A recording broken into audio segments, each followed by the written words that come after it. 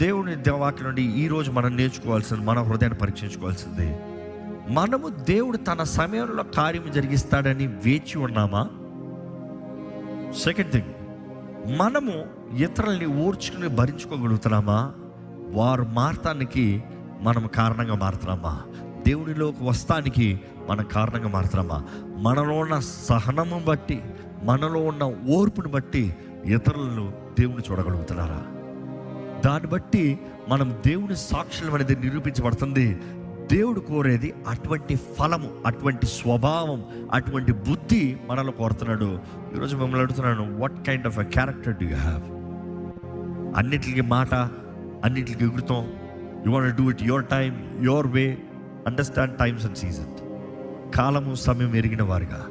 Kronos ఇందాక చెప్పాను, time వెళ్ళిపోతుంది, రోజులు వెళ్ళిపోతున్నాయి. కైరోస్ నీకు నిర్ణయించిన కాలం, నీవు చేయవలసిన సమయం, నీవు సమయంని ఎరిగి ఎప్పుడు ఏది చేయాలో దాన్ని తగినట్టుగా నీవు జరిగించాలనేది దేవుడు ఆశపడుతున్నాడు.